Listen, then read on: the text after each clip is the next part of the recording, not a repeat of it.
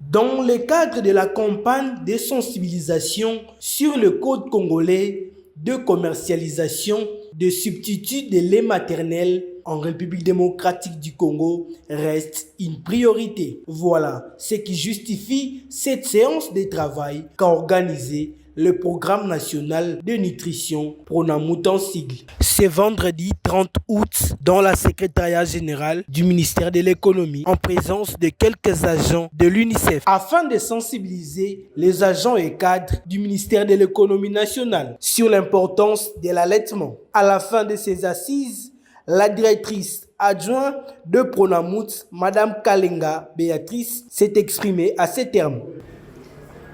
Comme vous devez d'abord savoir, chaque année,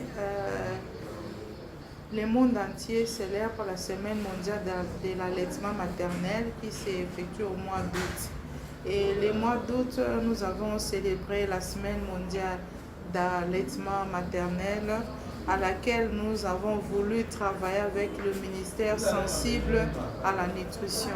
Entre autres, le ministère de l'économie, là où nous sommes venus pour sensibiliser d'abord sur le code congolais de commercialisation des substituts du lait maternel et plus qui sont dans l'économie du pays, ils sont censés de vérifier sur l'étiqueté qu'on met dans le substitut du lait maternel et orienter même c'est des fabricants qui les fabriquent pour dire que l'allaitement maternel exclusif doit être appliqué à chaque enfant jusqu'à l'âge de 6 mois.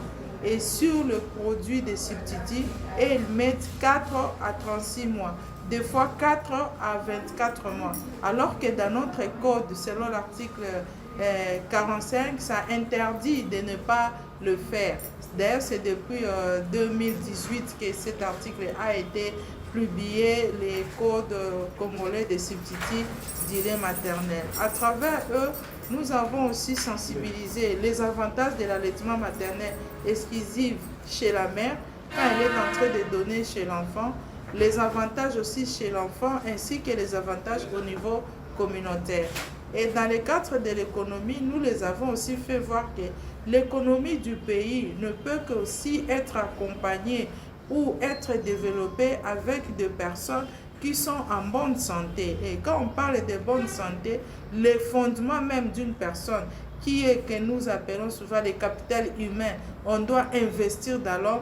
Le premier fondement, c'est l'allaitement maternel, qui est le premier aliment qui assure même le renforcement du système immunitaire chez l'enfant, qui assure même le développement des coefficients intellectuels chez l'enfant.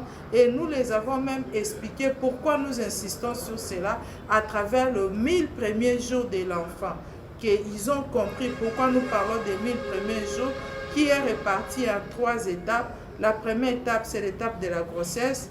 La deuxième étape, c'est l'étape de la naissance de 0 jusqu'à 6 mois. Et la troisième étape, c'est de 6 jusqu'à 24 mois, qui couvre le 1000 premiers de l'enfant, qui est même le fondement qui doit assurer le développement de l'enfant. Et à l'âge adulte, cet enfant-là pourrait être productif sur le plan économique.